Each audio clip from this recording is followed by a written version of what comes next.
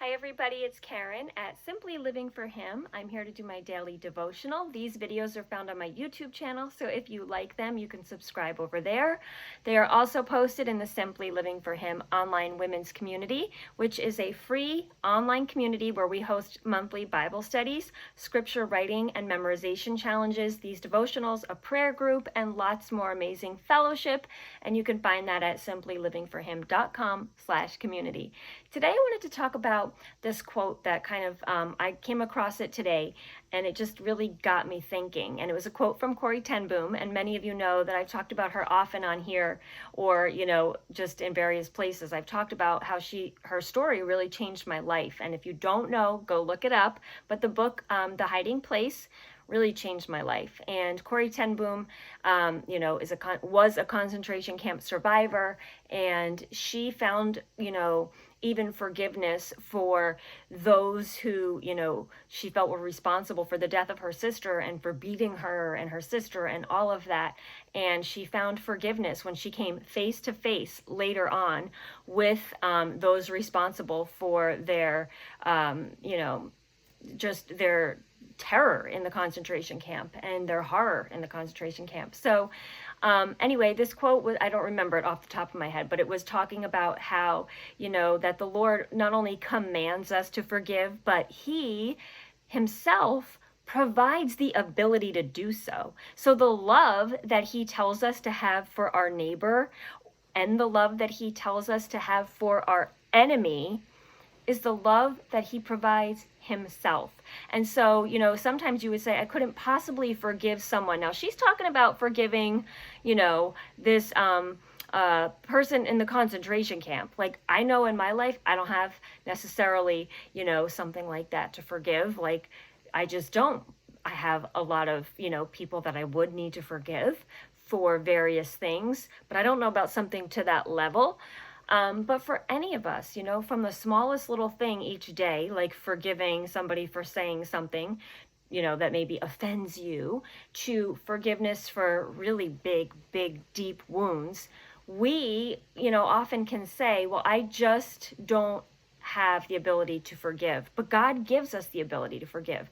And so that just made me think about where it says in Luke 6:27 says, "But you who are listening, I say, love your enemies, do good to those who hate you, bless those who curse you, pray for those who mistreat you." And so just as God gives us the ability to forgive, I believe that, when He tells us to love our enemies, we cannot do that in our own strength. So He tells us to love our enemies, but He provides the love for us to do that.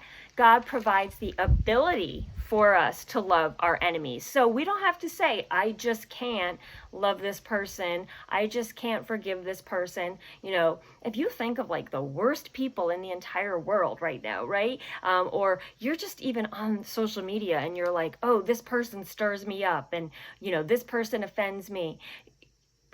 It's very easy in our human nature to get offended and to get upset. And especially if it's telling us here our enemies would include people that hate us, right? There's a lot of people out there that hate Christians, There's a lot of people out there that may hate the things that we stand for. But what does it say here? Jesus' own words say, love your enemies. He says, if someone slaps you on the cheek, turn the other one to them also. If someone takes your coat, do not withhold your shirt from them. If someone takes from you, give them more. This is so counterintuitive. This just is so against our human nature, right? Give to everyone who asks of you, and if anyone takes what belongs to you, do not demand it back. Do to others as you would have them do to you. Because then it goes on to say, if you love those who love you, what credit is that to you, right? It's easy to love people who love you. Even sinners love those who love them. And if you do good to those who do to you, what credit is that to you? Even sinners do that. And if you lend to those from whom you expect repayment, what credit is that to you? Even sinners lend to sinners, expecting to be repaid in full. But love your enemies, do good to them, and lend to them, here we go, without expecting to get anything back in return. Then your reward will be great, and you will be children of the Most High, because he is kind to the ungrateful and wicked. Be merciful just as your Father is merciful. So that is so counterintuitive to us as humans, right? It's like, no, someone hates me, I'm going to hate them back. Someone offends me, I'm going to get them back. Someone takes from me, that's terrible, and I'm going to be offended.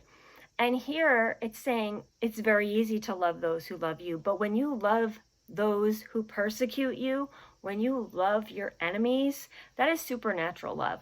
And that really shows the fruit of the Spirit working in us, right? The ability to love our enemy is never going to be something we can achieve by human effort.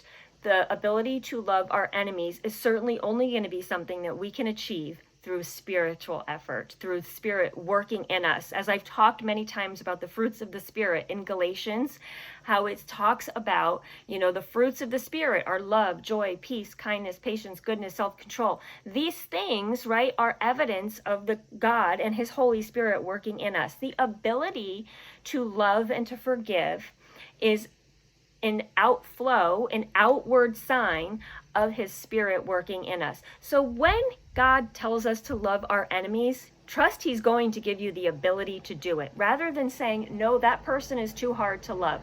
No, that thing is too hard to forgive. Nothing is impossible with God, right? And if he says that this is how you're supposed to, do things, then he's going to be giving you he's going to give you the ability to do it.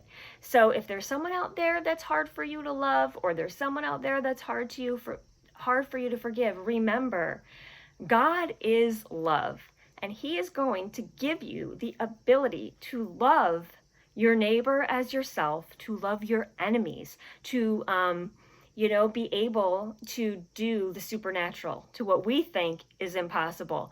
God will give you that ability. So how do you accomplish that? You simply stop trying so hard and stop saying, I've got to do this, I've got to do that, and say, Lord, I want your Spirit to fill me up. I want you to be acting through me.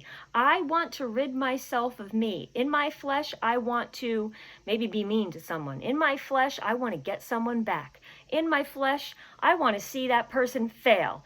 In my flesh, I want, justice and revenge. But when we walk by the Spirit, as it says in Romans 8:5, those who live by the Spirit will walk by the Spirit. Those who live by the flesh are going to walk by the flesh. And the flesh, we know where that leads, to death, but the Spirit leads to life. And so when we look at it and say, yeah, that's what I want in my flesh, but we're going to get rid of that. Lord, take over. Let me walk by the Spirit. Let me do the supernatural. Let me love my enemies. Let me get on Facebook today and not get all worked up and heated over all the things I see. When I see things that, someone posts and it upsets me, Lord, I'm going to pray for that person. I'm going to love on them.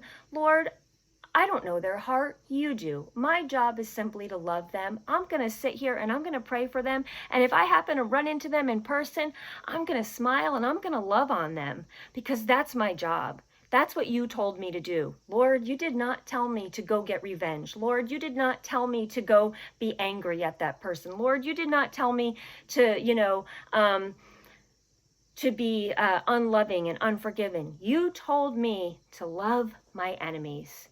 You told me to forgive. And that's what God did to us. We were once enemies to him. We were once sinners. But while we were still sinners, Christ died for us. And if he can do that for us, then who are we to say that person doesn't deserve my love? That person doesn't deserve my forgiveness? You go on your Facebook right now, and every single person you see that posts something that you are appalled by, love on them. Pray for them. As you scroll on by, rather than your usual go into that place in your mind that takes you to bad places, that place I'm talking about, right? Where you start scrolling and you're like, oh, I can't believe this person posted that. Oh, I can't believe they feel this way. Pray for them. Then you know what would be even better? Send them a note. Send them a message of love. Say, hey, how are you? I'm praying for you today. I love you. Oh my goodness, can you imagine? Can you imagine the mountains we would move in this world if we as Christians really did this? We really loved people that way.